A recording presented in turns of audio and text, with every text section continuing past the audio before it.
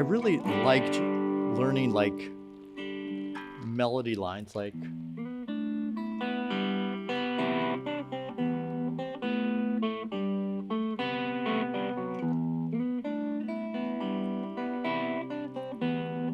on guitar, like for the, it's kind of like the Chet Atkins style, you know? Let's see.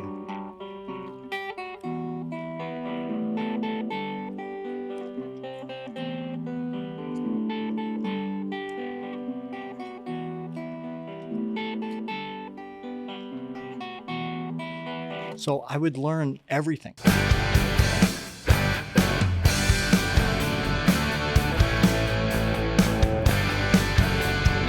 Welcome back to Spin Magazine's Lip Service. I'm with the incredible John Five. How are you, my brother? Thanks for coming in. How are you? I'm doing great. Thanks for bringing your rig.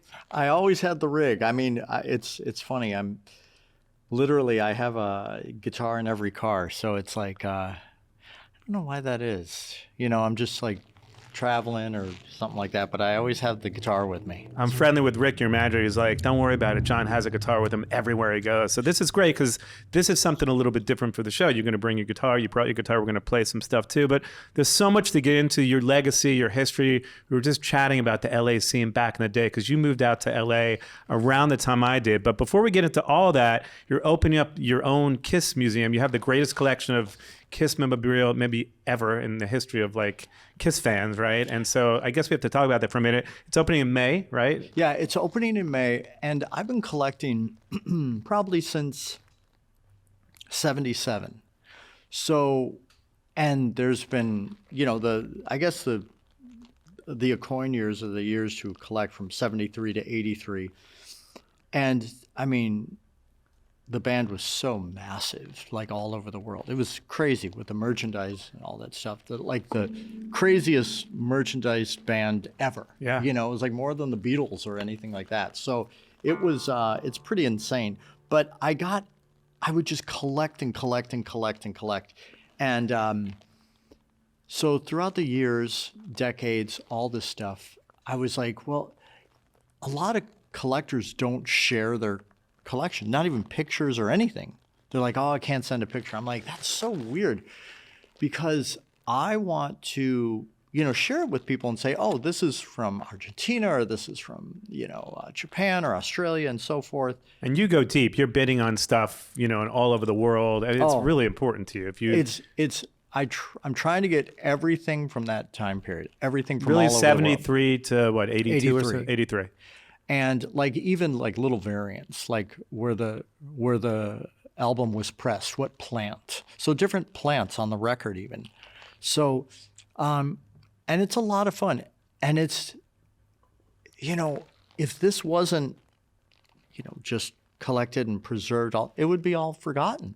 A lot of this stuff, like the, you know, this from there and that from there and stuff like this, all this stuff would probably be thrown away and forgotten. Like a lot of stuff, like even the, you know, well, obviously we know the Destroyer, cover of Destroyer, that was thrown away. Yeah. The painting, the original painting was thrown away. Crazy. So, yeah, I just have this collection, and it's so like organized and everything, from tickets to passes, belt buckles, costume pieces, records, 8-tracks, cassettes, toys, Halloween costumes, you know, school supplies, everything from all over the world. And now I want to say, hey, come check it out, you know, because people have been looking at this stuff and listening to the band their whole lives, and now they can get a chance to like touch the stuff and go through it. And if you're really into this or that or the other thing, you can sit for, you know, hours and look at this stuff. Now, it's not at your house. It's at a dedicated location. Yeah, it's at a secret location. So it's when you buy a ticket, I guess it's no longer secret. Yeah, it's kind of like a Willy Wonka thing. Right. You know? Yeah. I've been to, I assume maybe you've been to Gene's house, and he has his own sort of, you know, homage to himself because it's Gene, right? Yeah. And his house has everything in it. Like he has that one room that has the costumes. And have you been to that? Have you seen? Yeah, it's incredible. How does your place compare to his shrine to himself? Mine, because it's Gene. So mine's different. It's all, you know, it's all from the vintage era, the up to 83, and then that's the cutoff, because you had to cut off somewhere. Yeah. But in those 10 years, everything. I mean, everything. Even down to, like, how we have LA Weekly here or something like that, BAM or something like that. Those rags, if you will, that were free. We had BAM back in the day. Yeah, we had BAM. Yeah. So there's newspapers like that, not only from every state, but different cities and all over the world. So even those, like newspapers, Amazing. if they're on the cover of those, just things like that. Incredible. And you're giving the tours. I'm giving the tour and, telling people about this, that, and the other thing, asking questions and hanging out, and then we play each other in pinball at the end, Amazing. see who wins. What was it about Kiss? Because when I was growing up, they were the biggest band in the world too, and I was obsessed with them as were you, I guess. Like I even went so far as to go to Paul Stanley's house. I think when I was younger, I think I was 14, John. I had a cover band. I found out where he lived. I went to his apartment. I slid like a cassette under his door. I'm like, we're playing Ozzy and Maiden. If you need someone to open up for you, we're your band. I'm sure he was like, how did this kid get into my building? And what the fuck? What is this? But what was it about Kiss that really resonated with you that it still to this day? It's weird because I loved guitar and I loved Monsters. But the guitar I was listening to was like from Hee Haw, like.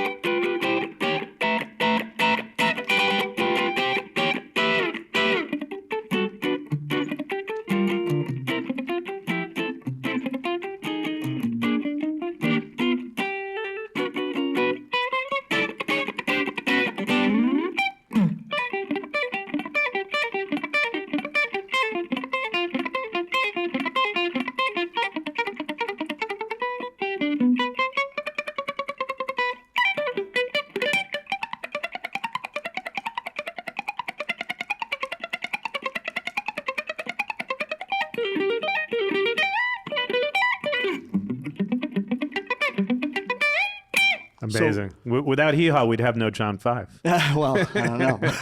But it's true. I saw this little kid playing, he was a banjo champion of 1976.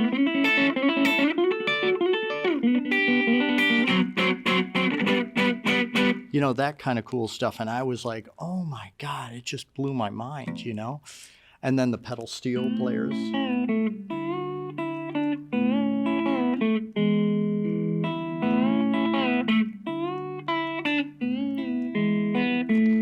I loved all that stuff. So you're how old and your mom or dad get you a guitar at this point? 7. 7. So it was the same year I was introduced to Kiss because I was walking through Sears and I was like, and I loved Monsters. I loved Frankenstein and all that stuff, just like any kid, and I loved guitar. And when I was walking through Sears, it was June of 1977, I remember, and there was the Love Gun display. I was like, oh my God, I couldn't believe it. I was like, I knew it was, because I could hear the music and seeing their faces. I was like, it's like Monsters with guitars. Larger than life, yeah. I didn't even understand. And it's so funny. I was such a stupid kid. I didn't even think they were real. I thought when they were on the radio, I was like, Mom, they're playing Kiss. They're at the radio station playing. Right. We got to go down there. But that's what changed it for me. Here, let me change this. The first thing I heard was.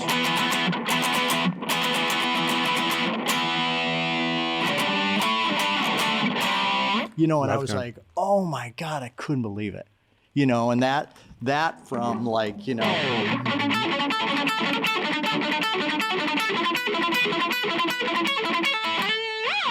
But Ace wasn't the first guitar player that you got into. No. He was like, I loved Hendrix too, I loved Hendrix and, seeing Hendrix at that Woodstock on, I think it was on TV. Sure. On the cable. We had cable. And I remember they were going to play Woodstock. And I stayed home from school and just to watch Hendrix. And I was like, I couldn't believe it. And the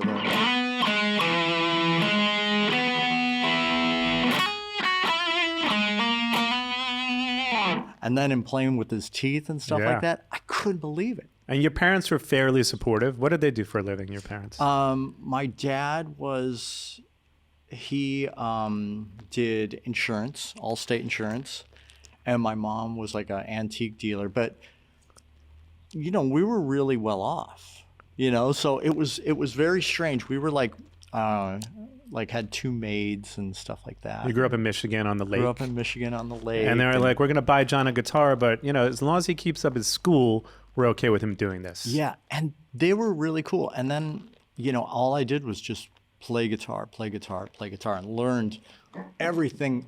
I mean, everything that was on the radio.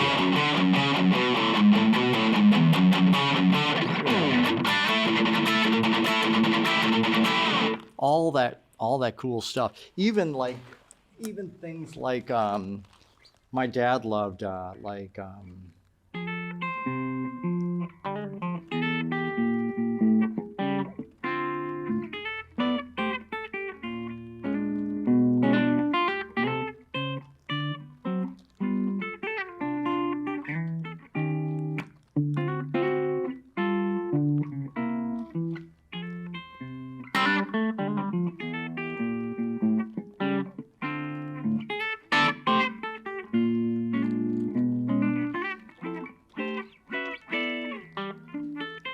that kind of cool jazz stuff. Yeah.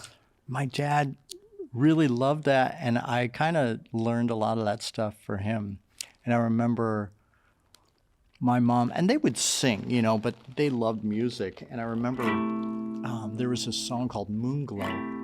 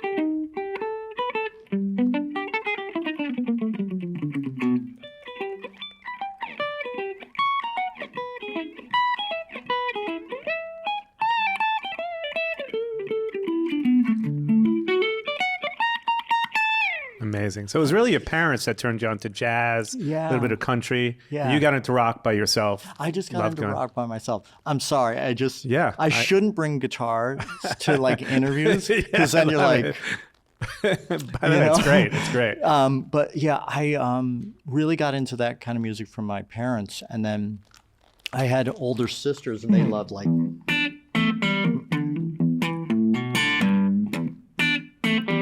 and that kind Credence, of yeah. so great. And then eventually you start playing clubs, and your parents are like, 'cause at a young age, I think, what, 13 or 14? Yeah. Well, my first thing I was playing clubs. Let's see. I was really young. Yeah. I remember we did this talent show, and we did like Van Halen and things like that. And You were in high school at this point, right? No. I was like barely I was in 6th grade. Okay. So then in 7th grade, I started playing clubs.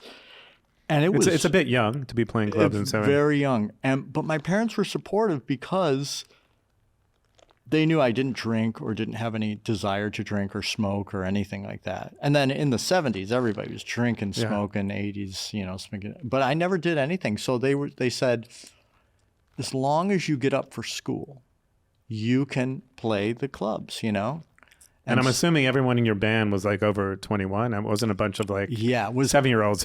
No. These guys were old guys. Like I remember, like they were like had long hair and they just had their own lives and like own girlfriends, and things like that. And I was like, whoa, you guys don't have to be home at any time. Yeah. You guys could just, go as you please.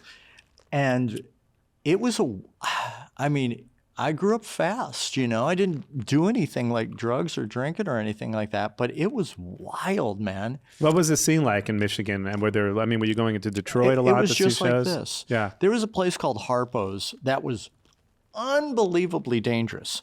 I mean, so dangerous. They had armed security outside. It's funny you said that because I played in Detroit and I was like, this is way too dangerous for me. Yeah. I only played there once. So I'm like, I'm never going back here. Yeah. And this place, Harpo's, is rad. And it had like an 8-foot stage. It was like a real place, you know? And man, I don't know. It was a trip. It was dangerous, but it was a lot of fun. It was a lot Dangerous of fun. because there was like shootings there and stuff like that? Yeah, there was a lot of shootings. There was a lot of things like that. And I came from, you know, I wasn't even allowed to cross the street, you know, so I kind of stayed in, you know, and I was so small, I didn't really move much equipment or anything like that. But, and then the girls, it was wild, you know. And somehow you mix that with your love of television, and that's sort of really what made you TV. passionate about playing music, right? I love TV, I still do too. I mean, I meet people now that don't own televisions, and I'm like, that's on you. I mean, yeah. I love TV, but I mean, I love TV so much because I sit around and just play and watch TV. But you mentioned Hee Haw. Were there other shows where you were like playing the everything. theme songs? I guess what were other theme songs that you're playing?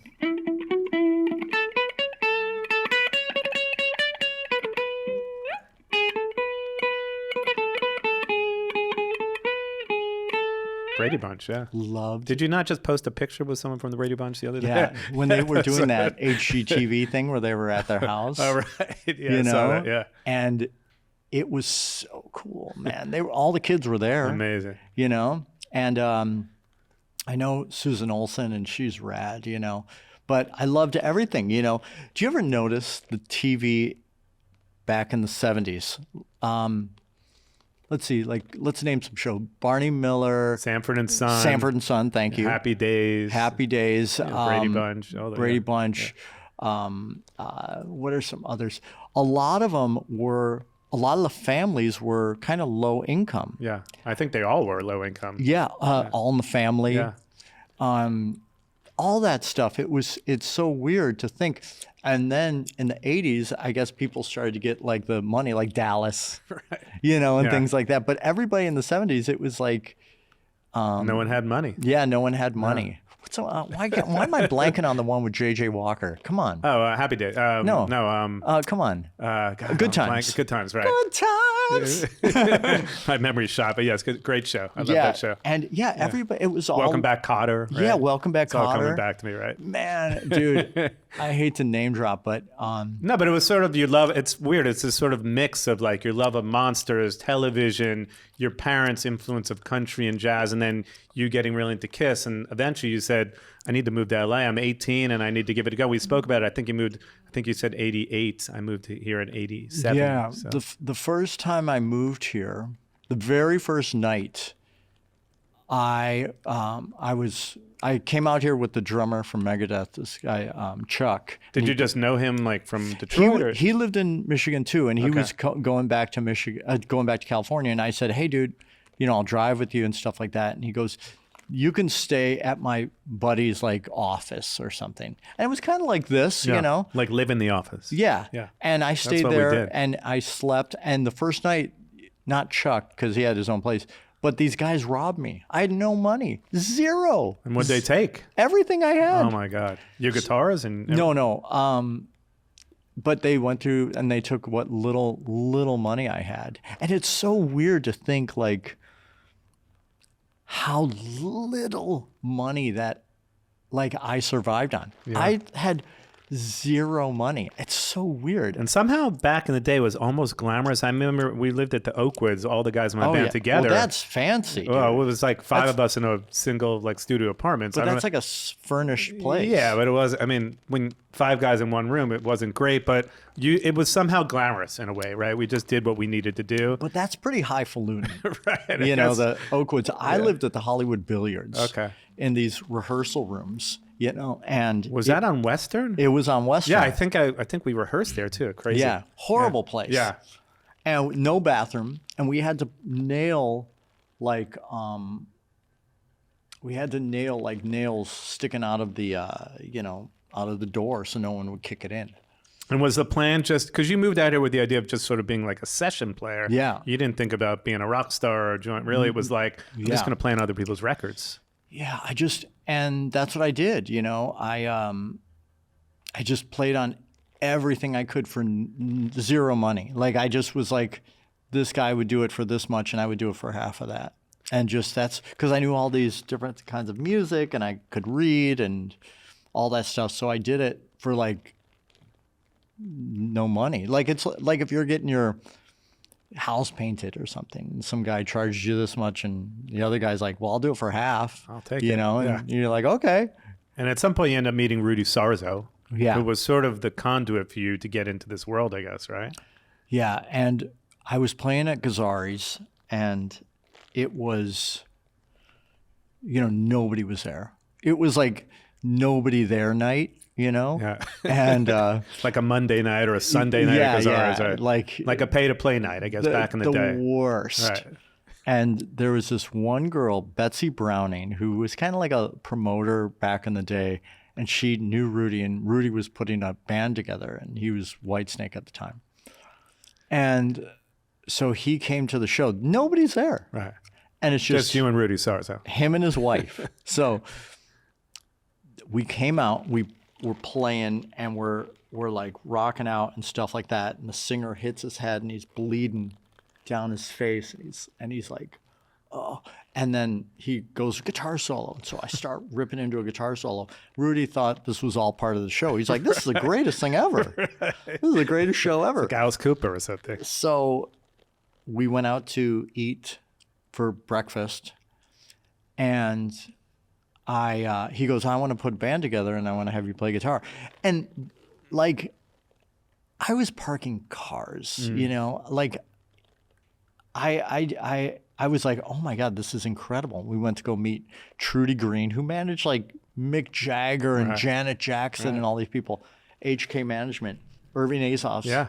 And I couldn't believe it. I was like, oh my God. So yeah, Rudy really gave me my first start. Because you're like, what, 18 or 19 at this point? Yeah, I was like so young. And then when did the band Alligator Soup, you mentioned your first band. That was Alligator Soup. That was Alligator Soup. Yeah, who was playing. And were you doing covers or was it all originals? Yeah, it was like covers and some shitty originals and stuff like that. But it was wonderful because all of that was experience. Yeah. It was all experience. And that's what you need. You know, if you're a boxer, you got to go and do experience, you know? It's like, I don't know. It was a magical time. What kind of covers were you doing back then? Let's see. Let me think. I think we did like,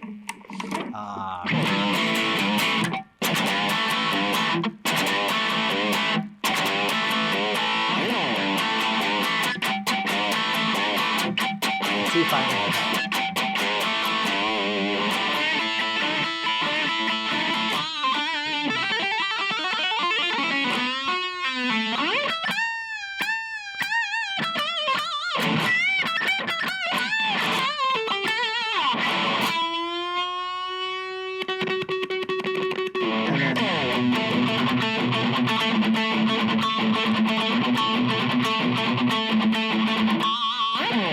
Let's see what else. Let's talk about Eddie's influence on you for a moment. We have to. I mean, you're playing incredible Van Halen licks here. What did he mean to you, and when did you first get into Van Halen? You know, I've always had epiphanies in my life, and Eddie was just something that like really shocked me, because it started, I guess, with Roy Clark, and then it went to like Hendrix, and then, you know, Ace, of course, and then and Ace had some cool like licks that kind of were like,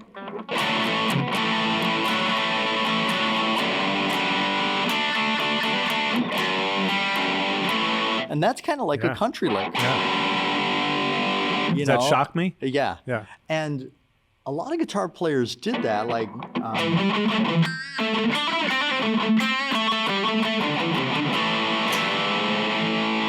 how they bend up that G, you know? And that's kind of a country thing too, you know?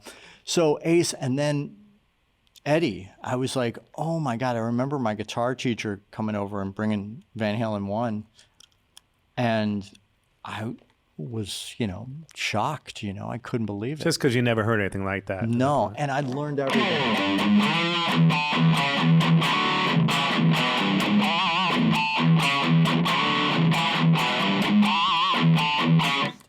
all those great songs. I loved it. I was obsessed, and that's all I did was just play guitar. And did you get to see Eddie play early on? Like, did you go to the Starwood? Were you at the Whiskey when they were starting out? Because they were playing in the clubs out here. But you actually, when you moved out here, that was a little bit after when they were already up and going huge. at that point. Yeah. I did get to go see 1984 tour, and I was so excited. I was super excited for 2 shows in my life, and I saw everybody. That's all I did was I would go to concerts. I just went to every concert.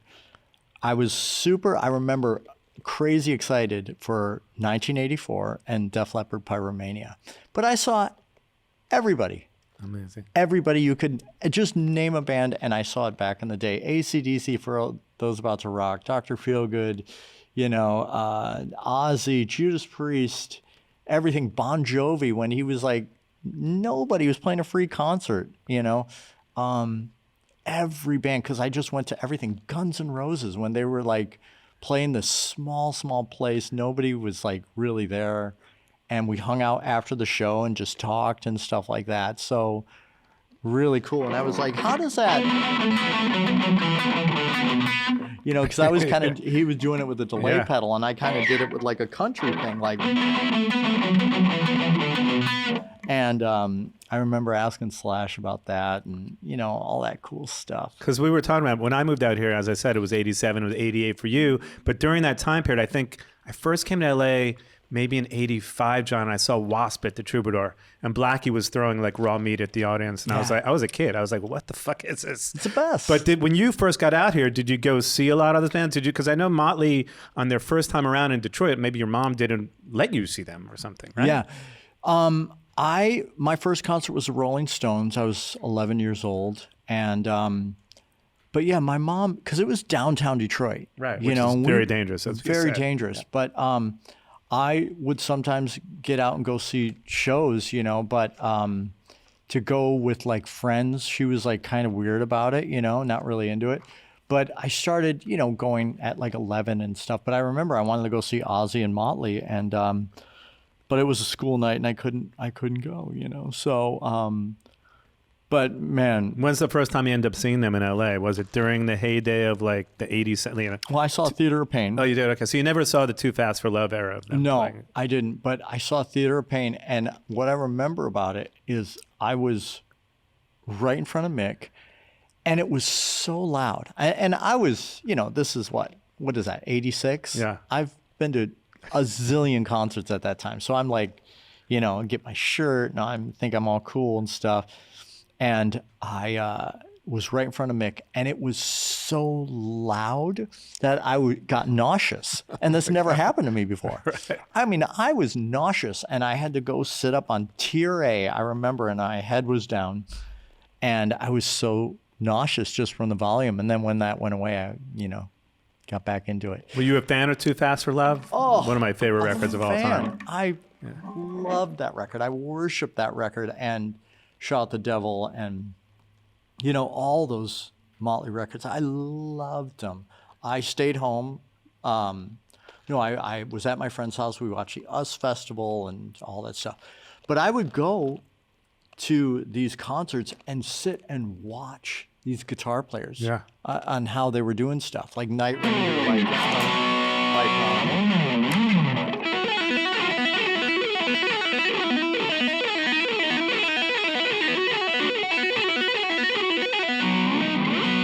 that kind of stuff. And I was like, I want to see how they're doing that stuff. And I learned how to play a lot of songs from just watching.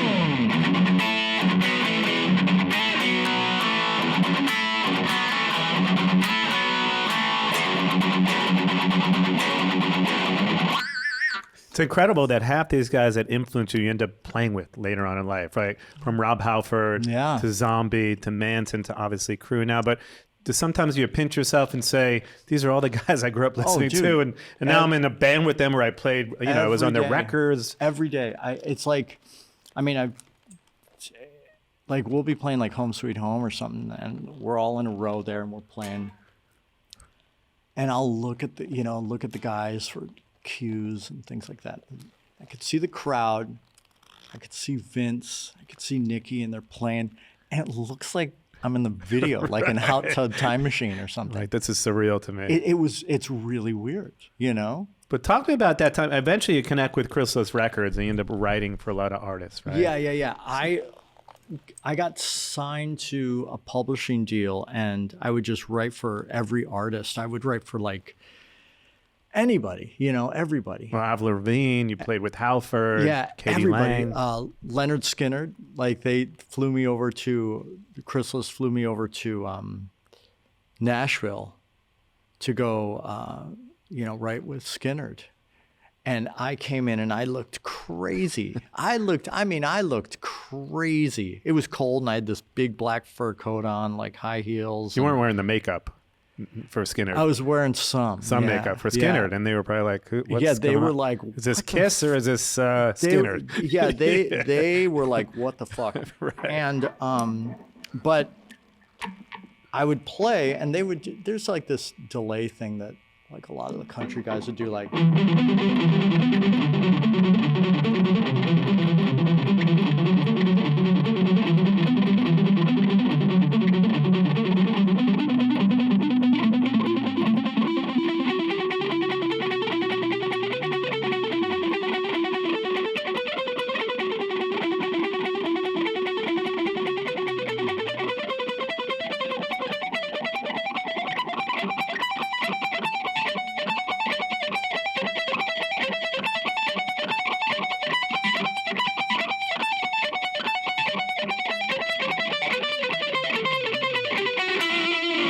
And they would do like, it's on a clean sound, but I'm just too lazy to change the sound.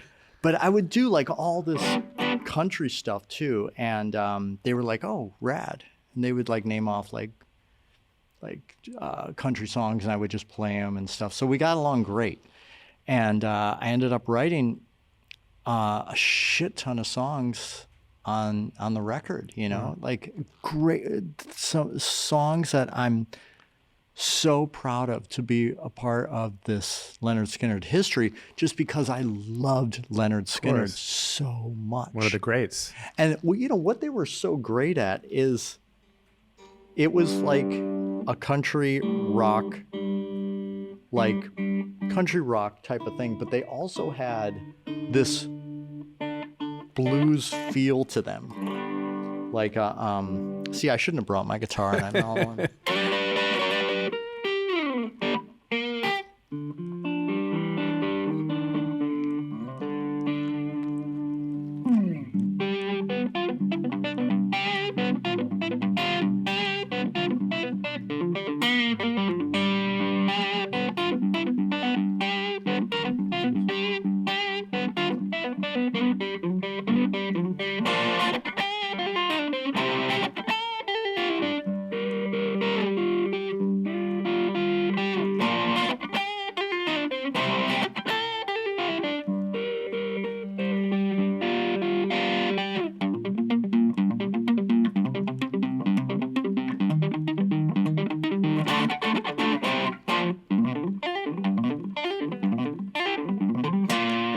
That kind of cool, like bluesy. I'll put it down because I'm just play the whole time.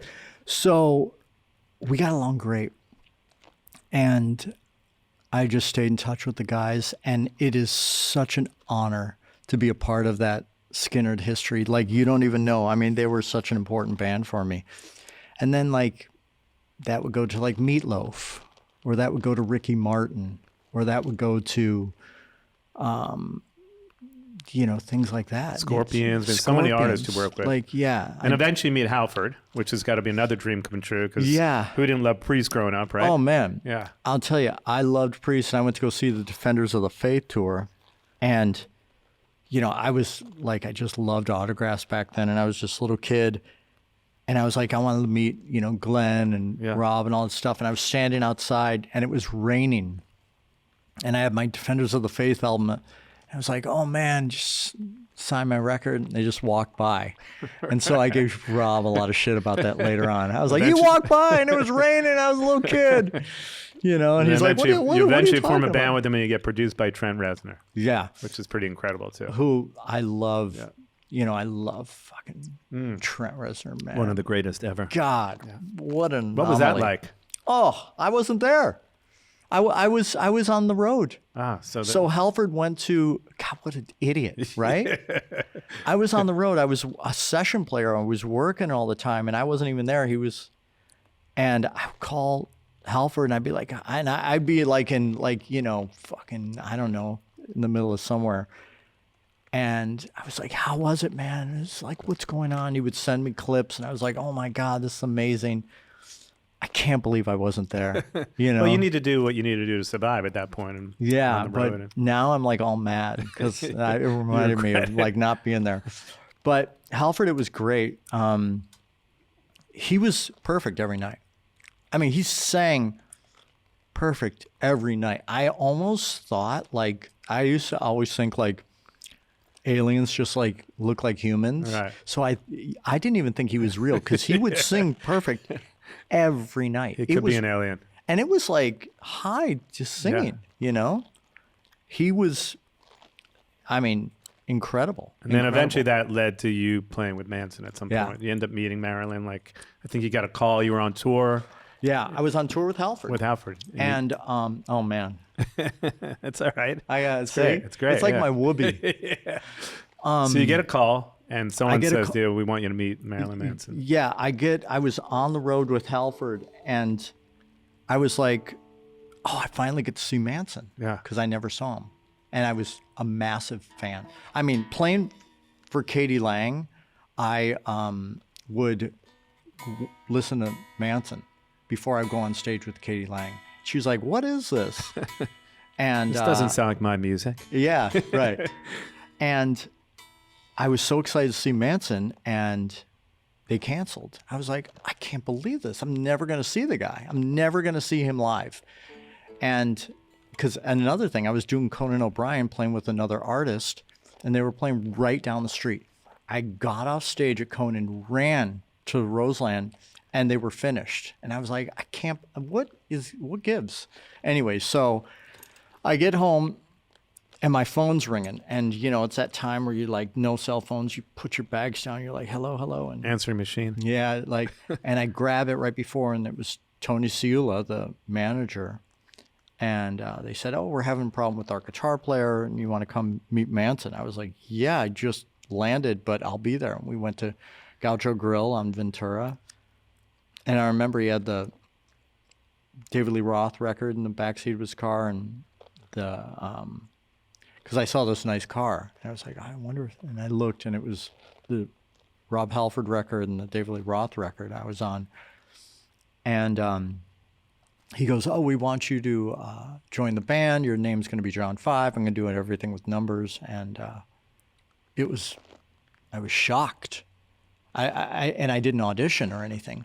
So the very first gig, this is a true story. This is so ridiculous. Very first gig is the MTV Video Music Awards.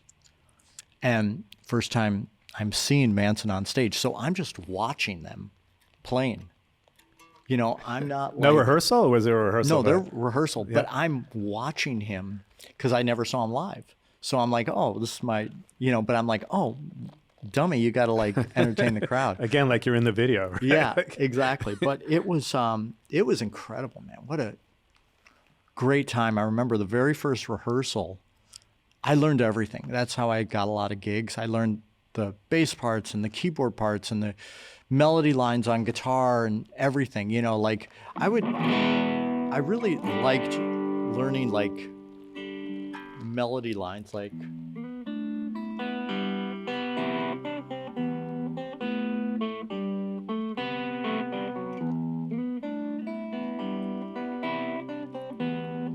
on guitar, like for the,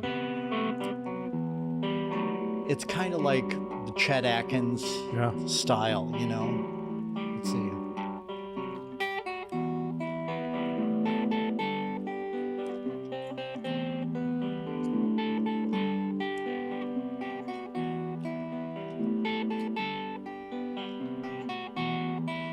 So I would learn everything. I've seen you do Queen when you play the bass lines. Yeah. So you're playing both parts, which is pretty incredible. I would learn all this stuff, and then Pogo, the keyboard player, was like, oh, I forgot Great Big White World. And he had this like little keyboard line. And I go, oh, Pogo goes, you know. He got so mad at me. I mean, dude, like he got so mad. I was like, you know, I thought they were like joking, or I thought he was joking. And then Manson and Pogo got in the biggest fight I've ever seen people get in my life. I was like, oh, the band's over. Like you would just go, oh. And the next day they were fine. Yeah, they were fine. Like we rehearsed and it was fine. It was like, because you yourself even got in a fight with Manson on stage, which is the notorious, you know, the clip that went around the world on YouTube. But yeah, that was a tough time for you, I think. And probably when you look back on it, I'm sure it's rough to watch. Yeah, my dad was dying. He was very ill, and I was working. He was super sick, and I went down to the bottom of the stairs after I got off stage. And Tony, the manager, said, "Oh, you should call your sister, my sister Mary." And I said, "My dad died, right?" And he goes, "Just call Mary." I go, "My dad died, right?" And just kind of preparing myself. He goes, "Just call home." So I call, and she's crying hysterically. I'm like, you know, like, did Dad die? Dad died? She goes, Lynn died. And that was my other sister. And I was like, what? You know, my other sister died. Like, rough. And so I was in a state of shock. I was like literally in a state of shock. I have no idea what was going on. So I didn't sleep for... Now, it sounds hard to believe, but I didn't sleep for like 6-7 days. I think when you're going through that, you can believe it because it's a shock. You're in shock. And I did everything in my power to sleep. I would take sleeping pills, everything. Nothing affected me. And I remember going to the guy's room, and I would get scared when they would go to sleep because I was like up, you know, and I couldn't sleep, and I was starting to lose my mind. And then Manson... you know, that thing, you know, bumps into me or hits me. But that happened every night. Right. And, dude, I'm telling you. You just snapped. I snapped. I didn't even know I don't even remember it. And it was so unprofessional on my part. And I felt so bad about it. And is it hard to look back on it when you see it now? I can't watch it. Yeah. And Manson. Sort of like you face off. Manson, who you can't hear what he's saying, but you know what he's saying. And this is like, the guy's so smart. Play the guitar or something. He goes, pick up your guitar. Pick up your guitar. Just pick up your guitar. He's like, pick your guitar up. Pick your guitar up. Don't bring your family into this. And I was like, I was shocked, but I felt so horrible. And it was so unprofessional on my part. But then that night, passed out, went to sleep, you know? It's rough. Did you leave on good terms with them, or was it tough? Of course. Oh, yeah, absolutely. Was it hard to leave a band like that after it's a band that you wanted to join for so many years? I believe it or not, like we don't really talk about this, but I got fired. You know, because of what happened on stage, or no? No, not at all. We made a whole nother record after that, you know, all that stuff. But yeah, I got fired. Like, and I was like, I didn't know why, because I was so like, all I wanted to do was play perfect, be on time, and I was their biggest cheerleader, you know? So, but yeah, I got fired. When you think about it now, I mean, everything happens for a reason, I guess, right? Yeah. And you end up joining, we'll touch base for a second, but a little bit, you know, end up playing with Zombie and David Lee Roth. David Lee Roth, for touch base on David for a second, we talked about Eddie. David was on the show when I first started doing this, and I didn't, honestly, John, I didn't know what was going on. I lost control of the interview. It was like like speaking in riddles for 2 hours. I couldn't follow the interview, to be quite frank. What was it like being in a band with him? It was like... Was it like my experience that I had when I interviewed him? It was like if you go and like, if let's say you love Spider-Man or Batman or something like that, you know, when you're a kid and you're like, you're in a band, you're part of the, you know, the crew. Yeah. And it was like that for me. And let me know if my stories are too long. Somebody's got the wrap it up button, you know. But I was sitting on my dumb friend's couch, and I was like looking at the book Crazy from the Heat. And Huge Van Halen fan. Yeah. Oh, ridiculous, you know? And I was like, I wonder what Dave's doing. And I was doing a lot of sessions at this time. And so I got the number from the back of the book and I called this management company. I was like, hey, you guys looking for songs by chance? They're like, yeah, you could send them, you know? So I was like, oh my God, oh my God. So I went into the studio, no money, you know, just some favors, and got my couple of Van Halen songs that sounded like Van Halen and sent them there. And they were like, oh, Dave likes these. Can you give me more? And I'm like, oh God, I have no money. What am I going to do? You know, like to get this money. And because studios were so expensive. Now you can just do it in your bedroom. But it's incredible. You just sent him demos and then they end up like, he ends up wanting to meet you just from you sending your own demos in. And so he did. They were like, oh, Dave wants to meet you. So they gave me the address and I drove out there. You know, I just was Thomas guide. That was it. We didn't have anything, you know? So I drove out there to make sure I didn't get lost, you know, the night before. And I was like, here it is. Okay. And so I drive the next day, get there, beep, press the gate. Hello, you know, and it's that voice you've heard on fucking every interview. John, how you doing? Yeah. John, good to meet you. Nice to meet you. You know, so it was crazy. I was like, holy shit, this is where they did every song and rehearsed. And he goes, I want to make a record. And I said, oh, I'm rehearsing with Halford. You know, we're going on tour. And he goes, well, I don't want to get you after rehearsal. I want to get you fresh, you know. So we're going to start our downbeat. And we did that Ocean Way was at 6 a.m. We started recording this record. And we did it live, and it was incredible. And he goes, if you can't do it in 2 takes, you can't do it. And I was like, whoa, this is insane. But it was great, man. And we're still friends, you know? Yeah. When maybe the worst day ever, when Eddie passed, you know, God, horrible, horrible. I can't even talk about that. And we had this song, Nothing Could Have Stopped Us back then, and me and Dave did, and it was about his time in Van Halen. Yeah. And it's just this beautiful song as tribute, and it was horrible, man. Yeah. I remember Dave telling me he was sick, and I was like, what's going on? What's going on? I'll never forget this, man. He pointed, and he goes, the Marlboro Man got him. And I was like, fuck. Oh, so difficult. But being with Dave, it's great. You know, I'm friends with him still. I'm friends with all these guys still today, you know. And Rob, you spent some time playing with Zombie. I think it was like 16 years or so. 17 years, 17 man. years. 17 years. You guys still friends?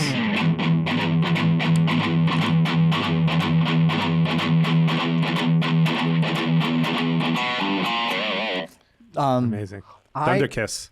Oh my God, I love Zombie. You know, love Zombie. Well, you were a big fan again, so joining a band like this, I knew every song. Yeah. You know, I knew every song. That was my going to the dentist music. Right. You know, and but unfortunately, like we were 17 years, I mean, we're close, thick as thieves and stuff. But yeah, I haven't talked to him, which is a bummer still. Because you and Nikki had been friends. Nikki Sixx had been friends for years. Oh, 100 years. You played with everyone. You played with Tommy before, and so you had a relationship prior. You did L.A. Rats with Zombie and Nikki, and so eventually you get this call from Nikki, and again, probably somewhat surreal because we spoke about Mötley, one of your early concerts, right? And oh my God, dude, me and Nikki were super close, pals, still are, of course.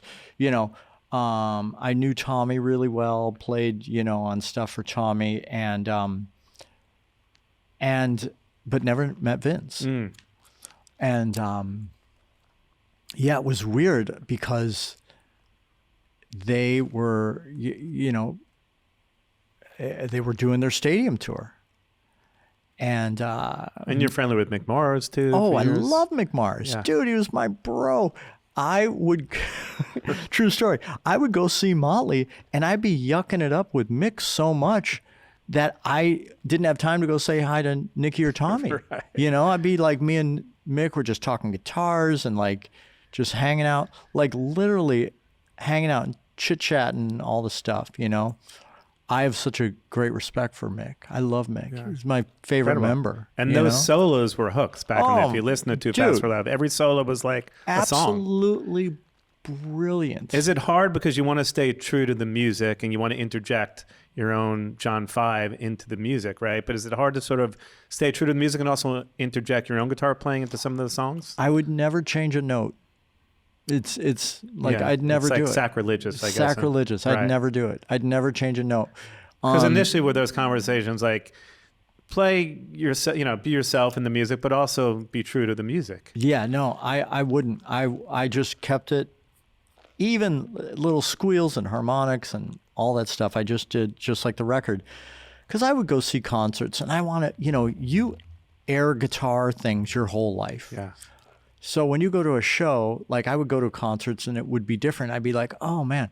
So I try to keep it exactly like the record because it's how it's written. You don't go in and change a piece of classical music and go, how about this? Right.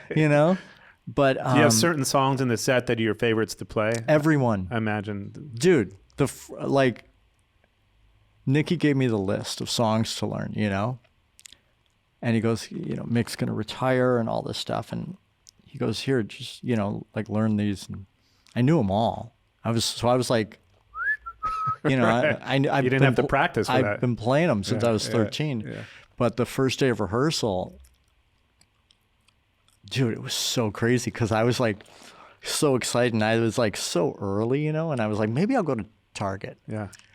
Get some knickknacks and whatnots and what have yous. And I walk in, they're all there. They're like, dude, you're late. And I'm like, what are you talking about? It's at this. And they're like, no, it's at this time. And I was like, I couldn't believe I was late. But we went through the whole set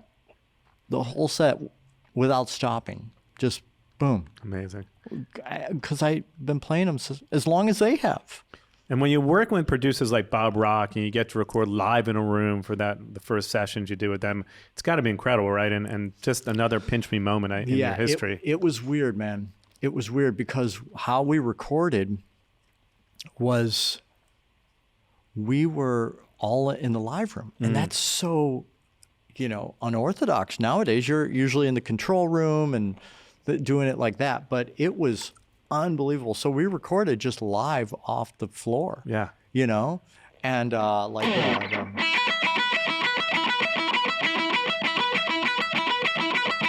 and all that stuff was just live off the floor. I'm in a different tuning right now, but it was incredible to watch these guys, and we all had our notes and things like that. And Bob Rock is, doing his thing, and we had the Metallica guitar. Yeah. So I recorded some stuff on that.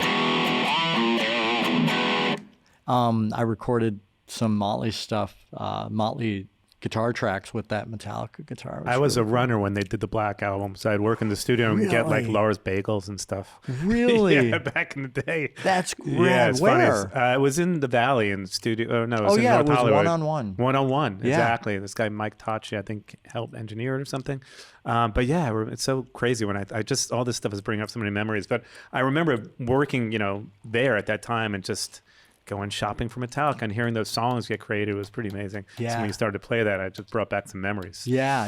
It was, but yeah. What was it like working with Bob Rock? I mean, obviously it was an incredible experience, right? It was so weird with him, saying, oh, try this, try that. I would it was so weird. It was so cool. Yeah. But it went by so fast. And I even was like to the guys, I was like, is that it? Right. Is it more? Can we but it went by so fast. I mean, quick. Only a couple takes of each, like Nicky, myself, Tommy, everybody. It was only just a few takes. Do you think you'll be working on new material with them at some point soon? More to come? I hope. Yeah. I mean, it's like I always have this thing around me. So you get the call and it just... I get the call and it's right there.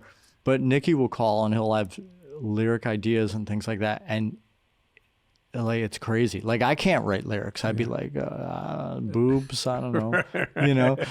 But he's an incredible lyricist, an incredible songwriter. Yeah. Like geez, unbelievable. I'm like, this is my friend that can write these incredible songs, It's so weird. If you had to pick your top 5 Motley songs to perform and play, okay.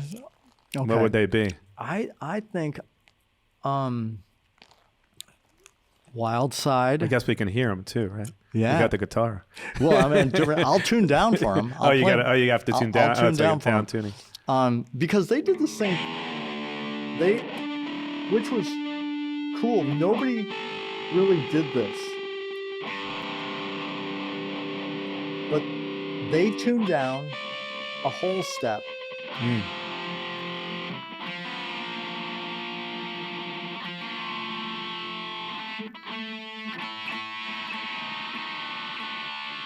I didn't realize it was such a different tuning, but I guess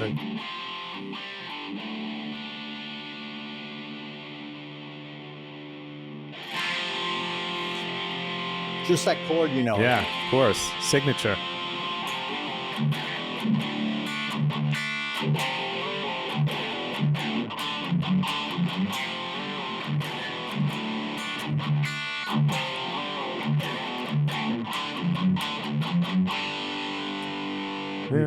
Yeah. Nobody wants to hear me sing on this. But Girls, Girls, Girls, Yeah. Wild Side, same old situation, Dr. Feelgood,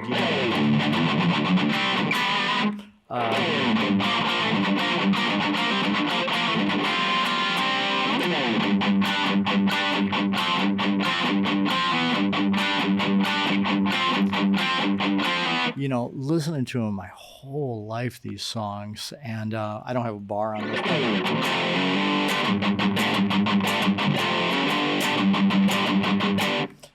Just all these songs that it was the soundtrack of my life, Yeah. It's a crazy 2-second story, but I joined Courtney Love's band because Vince was going to play at a party I had many years ago at my 10-year anniversary for a company I had, and he had to cancel. And I was going to play drums with him and do some songs, Motley songs. He couldn't make it, and then we had to find a replacement. We got Courtney, and they ended up joining her band. So I actually have Vince to thank for being in Courtney Love's band. Oh, wow. It's another weird connection we have. But we do this fun stuff at the end of the show. I was gonna tell you, John, where we pick your top 5. We go through these top 5 lists and are really fun. I wanted to ask you your top 5 rock guitar players of all time and why. And you got the guitar, so I guess we can get into it. Starting with number 5. I guess like, a lot of guitar players, this is what's weird. A lot of guitar players always talk about the past, what influenced them, all that stuff. But I love like new techniques and all that stuff. So I might even go for, a lot of guitar players don't do this, like newer guys too. I love Guthrie Govan. Well, let's change it to your top 5 new guitar players of all time. Starting with number 5, Guthrie Govan. Yeah, I love, he might be my number 1. 5, I would say like, let's see, Tosin Abasi. I love him. I love like the techniques.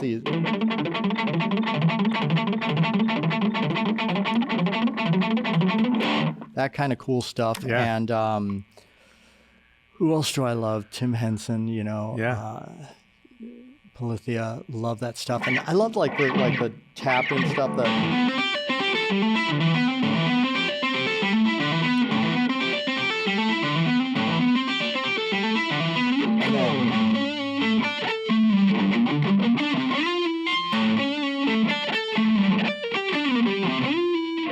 that kind of cool. Amazing. Wild new type of playing. I think we're on number 3. Let's see. Buckethead. Love Buckethead, man. Love Buckethead, like the slapping stuff.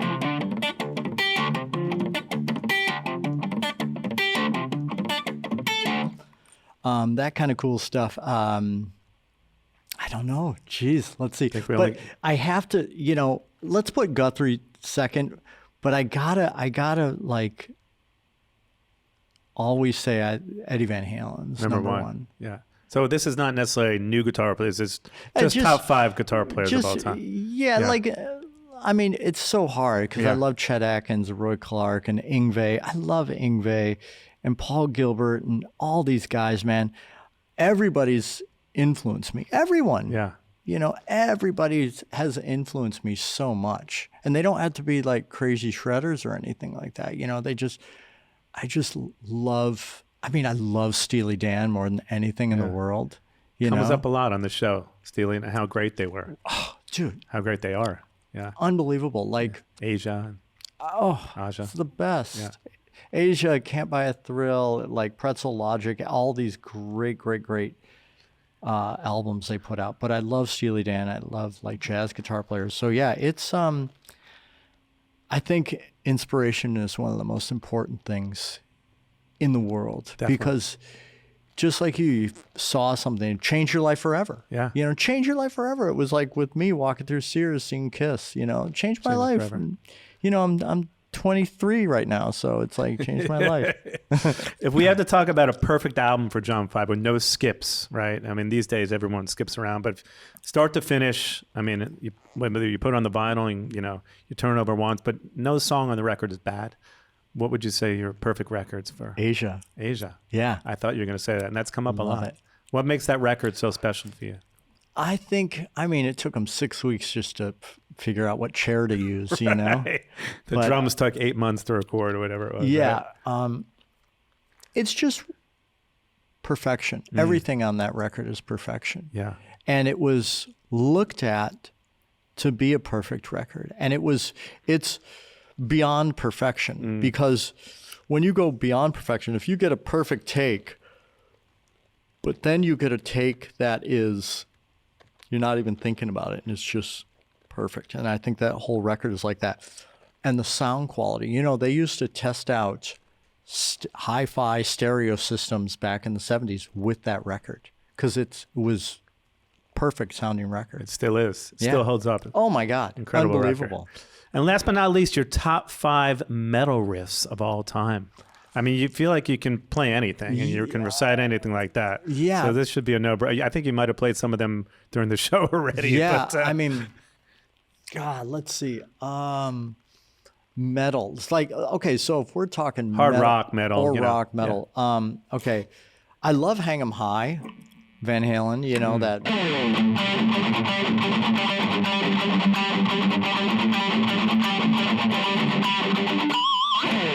great one. And Eddie. of course, I think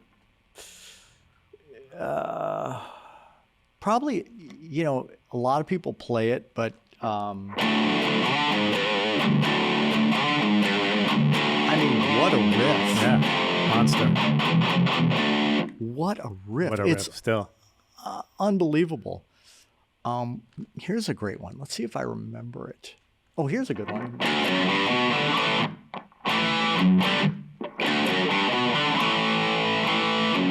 Rush. Yeah. Amazing. Can't beat it. Beat it. Here's one. Let's see if I remember it.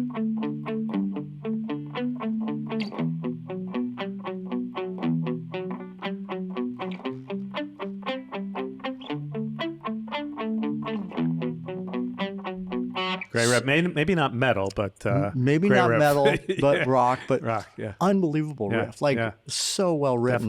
Definitely. What are some other? Of course, all those Motley riffs are just rad. I love them so much.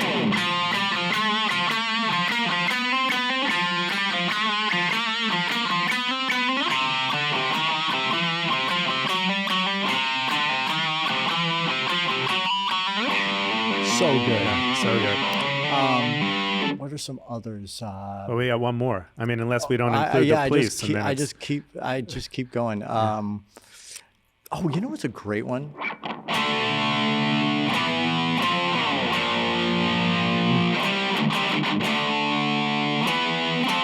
Oh my God. so good. Dude, it's so good. How? And like they had so many great riffs. Black Sabbath. One of the best. Are you excited? Will you see them at this they're doing this last show. That's something you're excited to see. I'm kind of the mindset like I love Sabbath, but I don't know if I want to see this last show when like Bill Ward may not be able to play as well and Ozzy's in a wheelchair. It's sad. I kind of want to remember them. I'm going to way. watch it. Of course, I do want to see it. We actually played, I think it was Ozzy's last concert was New Year's Eve at the Forum. With the crew. No, with Zombie. With Zombie, yeah. Yeah, but Nicky was there. Oh, right. Yeah, Nicky was there, my buddy. You know, he was there and all that stuff. Yeah. So that was I think, and then the people can chime in, but I think that was Ozzy's last full show. Probably sounds like it. So, but man, I mean, talk about Legacy. great riffs, Incredible. and, like great songs and things like that. The best. I mean,